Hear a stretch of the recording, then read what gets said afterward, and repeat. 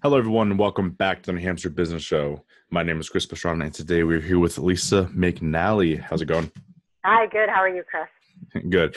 And since you do business under your own name, let's talk a little bit about what you do. Okay. Well, I am a divorce professional. And with that said, I'd like to say that I'm a non-attorney divorce professional. So I'm not licensed as an attorney, but I do a lot of legal related work with my clients.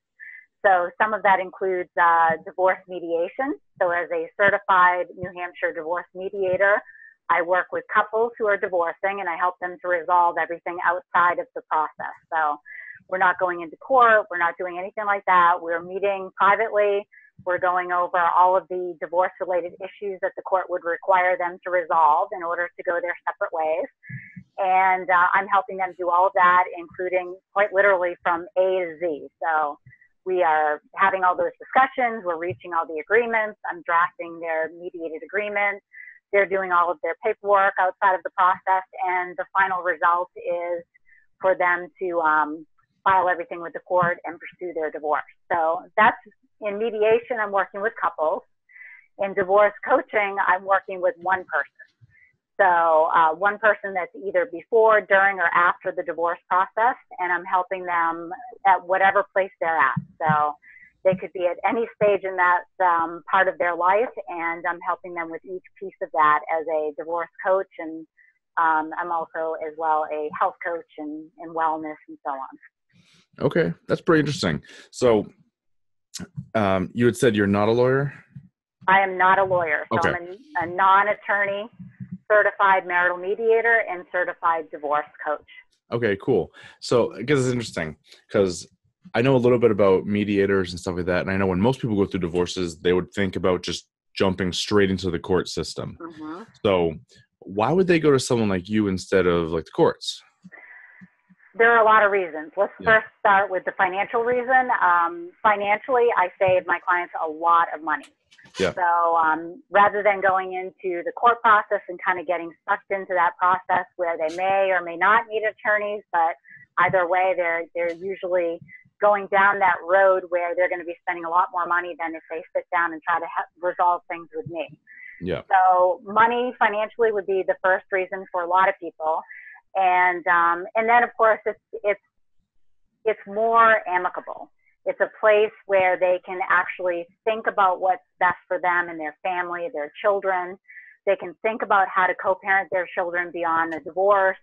We really run the numbers. I mean, we quite literally sit with each other and run all of their numbers with regard to what kind of financial plan for them is going to work best for their family. We cover all of the details. So it's really a place where they can make their own decisions as opposed to having an attorney tell them what to do or a judge making the decisions for them and telling them what they need to do with their assets and their children and their futures, basically. Okay. So I'm trying to think, so kind of what point in the process would someone reach out to you and decide that, yeah, we want to go this route instead? Well, ultimately, it's wonderful when they reach out to me before they start any process at all.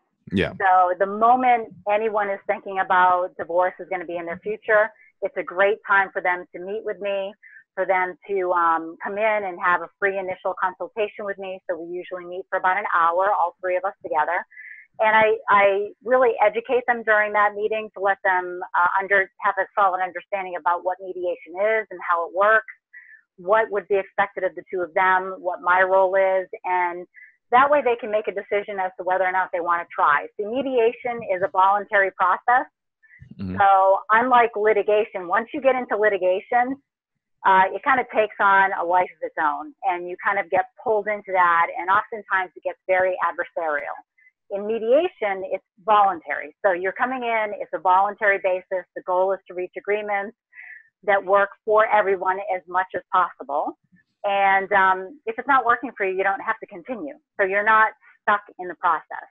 People that mediate are there because they want to be there. And let me clarify that. They want to be there because that's a better option for them than being in the legal process. Yeah. So even though they may not want the divorce, they understand that mediating is going to be a better place for them to be able to retain some control over their future. Yeah. All right. So actually brings up another question, if I can remember what it was. Yeah. Oh, Feel free to write them down. So I know when you go through the legal system, essentially when they say this is it, that's kind of all it is. So when you go through the mediation process, what sort of like, I don't want to call it definity, is there on the end where you come to the agreement and that's what people go by? Do you get what I'm saying? Right. I do. I totally All right. understand what you're saying. So basically, when we go through the mediation process together, as we're going through the process and we're having our discussions, we usually meet once a week. And those meetings are usually about an hour to an hour and a half long, depending on the couple that I'm working with. I work with couples that are all over New Hampshire. So sometimes if I'm working with them in person, they come in and they spend a little bit longer time because they want to maximize their travel time and so on. I do offer mediation services online. So we would do something like this where we're speaking with each other via Zoom. But we meet with each other, and as we're meeting with each other, I'm taking notes. I'm keeping track of what their agreements are. I'm clarifying some of the details that I need in order to draft their mediated agreement. Ultimately, once we've reviewed it and they've made sure that their agreement is exactly what they want. And by the way, they don't give up any legal rights. So if they decide at any point in time they want to consult with an attorney outside of the mediation process, or they want to consult with a tax advisor or any other professional, they're free to do that, okay? Mm-hmm. But ultimately, we get to the point where we've reviewed their agreement, they feel comfortable with what they've agreed to, that gets filed with the court. So I've drafted their mediated agreement in accordance with the court's format. So it's ready to be filed. It gets filed with the court, it gets presented to the judge approves the mediated agreement, and then it actually becomes a court order. So it's exactly the end result that you would have if a judge entered a court order. You now have a court order that you actually formulated. Okay. Mm-hmm. So it's legally enforceable, and to the same extent that the judge's order is. All right. Because I could see that being an issue, I guess, for people would be, you go through the process and then you kind of almost be worried that at the end of it, your spouse is just going to start the whole thing over again in the courts anyway. So I could see that. It doesn't happen. I mean, I don't see that happen. And I attribute that to a few different things. Mm-hmm. When a couple has decided to come to mediation, they become more and more vested the further we get. Okay. So they get it. They understand, wow, I'm in control of this, even though I might not like everything that I have to agree to, or, that we end up agreeing to. It's better than having somebody tell me what to do and kind of gamble with having a judge listen to both sides and tell us what to do. So people become more and more vested as they go through the process of mediation. The success rate is fabulous. It's amazing. I've mediated hundreds of divorces over the last 20 years. Yeah. And, the success rate is just top notch. There's no return rate on these things. I have clients that call me later and say, we have something that came up, we'd like to mediate it. So I do post-divorce mediation with them. I get, birthday cards, I get thank you notes, I get Christmas cards, thank you, it's wonderful. We had a great Christmas, even though we're not together, we made it work. Yeah. So there's a lot of vested interest that goes into that. And so by the end of the process, which that's the other benefit of mediation, is in mediation, you can be finished literally from beginning until the end of the process within 8 to 12 weeks. Okay. So 8 to 12 sessions. You can have everything filed with the court. And of course, it's dependent upon the couple and the complexity of their issues, You could finish much earlier than that if you don't have children and real estate and all of that. But generally, it's anywhere from 8 to 12 sessions. And, and then you're moving on with your lives. You can move on with your life and you have something that you created for your family. Whereas if you're going into the court process, it could take you 30, 60, 90 days just to get in for a temporary hearing if you need one.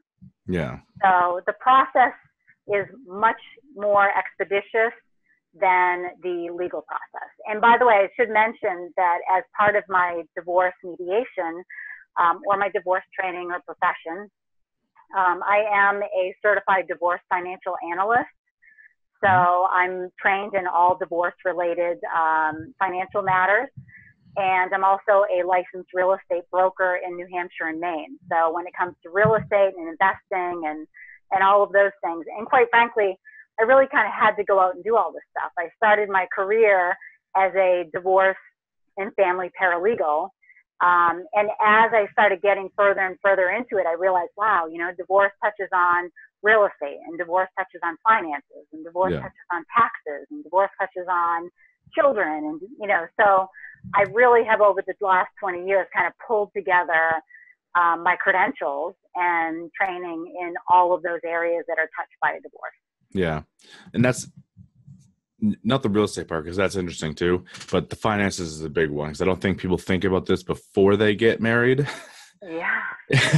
So how does all of that kind of look when you're getting ready to get divorced, and then all of a sudden you realize you've been married for 20 years and all your stuff kind of exists together?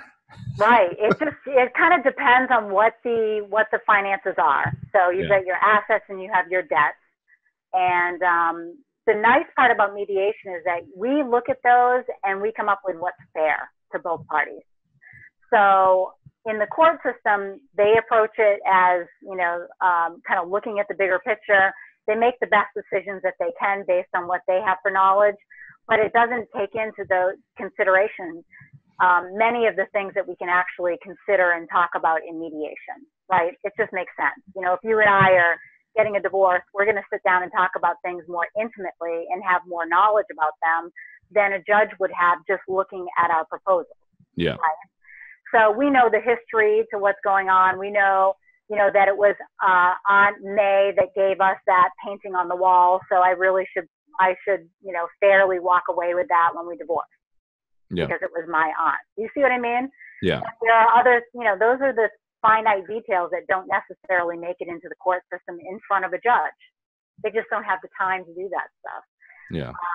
So when we sit down and talk about the finances, we're talking about things looking at not just the 4,000 foot view, but we kind of drill down and we start looking at it closer and closer. How is that going to work for everyone? Are we going to make sure that everyone's okay post-divorce financially? Yeah. We take a look at their budgets if we need to.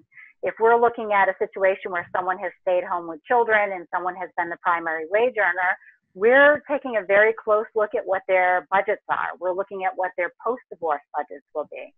And I do this to the extent that's necessary for each couple that I'm working with. So it could be different for couples that have had a short-term marriage and they don't have a lot of things, financially together.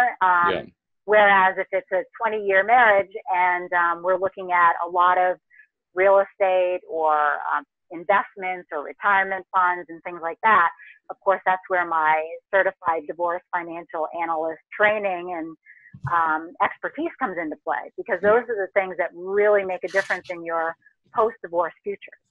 Yeah. Okay. Pretty cool. So this is kind of a fun question. We'll see if you want to answer this one. Because I like to ask it in a lot of my things. What are people typically doing wrong before they get married? From either financial or planning, or from what you see, what are they kind of getting wrong in this? Right. Well, I mean, obviously, it kind of really goes straight to the financial part of it. Yeah. It goes straight to that financial piece. People, in my experience, are not having discussions and reaching agreements about how they'll be managing their finances. Yeah. What's important to them, what kind of spending habits they're going to have, what they're going to save for, what their priorities are. In fact, it's funny because I've had a couple clients that have come to me that I never worked with before, but they came to me for premarital mediation. Yeah. And what we did was we worked on, these types of things. I mean, we even talked with some of the couples that I've worked with. I've talked to them about children and when they're going to have children and what they're going to do with their careers at that time and who's going to do what. And those are the types of things I'm talking about. We don't talk about those things, right? Yeah. And those are really important to talk about. And there are a lot of times in a marriage where you give up certain things because it's for the greater good of the family. So someone might give up their career or their education to stay home with children, because when you're a family unit, it's for the greater good of the family, right? I mean, one person can be out working, the other person's home raising their children who can be with a parent. But when you go to divorce, that sometimes makes for a very unequal playing field, if you will, right? Yeah. Someone has a career that's established, someone has an income that's established, and the other person is now left with trying to figure out, how do I get back into life? Yeah. Right? Maybe my kids are grown, maybe they're not. But now our whole world and our entire marriage plan is shaken up, and I have to figure out what to do now. So there's a lot of planning that we talk about as far as how to get that person usually from point A to point B in the midst of a divorce. Yeah. Pretty cool. I like it. Yeah. So people want to reach out, learn a little more about you. Maybe they need your services. How they do it? You can reach out to me via phone, which is 603-617-0806. They can reach out to me via email, and my email address is Lisa McNally 2015@gmail.com. Or you can visit my website, which is www.lisamcnally.com. Cool. So three ways there. And like I said, I do offer a free initial consultation. So I'm more than happy to, have a quick phone call with you, and then schedule a time for us to all meet together. And, it's free. There's no obligation. You learn something. The courts in New Hampshire in particular, they require you to at least try mediation. Okay. Before you can move forward with the divorce process, except for some really specific circumstances. For the most part, everyone has to try. And certainly if you come in and meet with me and for some reason you decide not to mediate, which that, I don't know that ever happens with me, to tell you the truth, because once people come in, they realize how much more beneficial it is. Yeah. But you've satisfied the court's requirement at that point. You've been to mediation, you understand it, it's an option, and, then you can move forward with whatever process you feel you need to. Okay. Awesome. Yeah. Thank you so much for joining us today. Oh, you're very welcome. Thanks for having me. I'm always happy to talk about this. Yeah, absolutely. Cool. So thank you guys so much for watching. That is it for today. So everyone be good and reach out if you need help.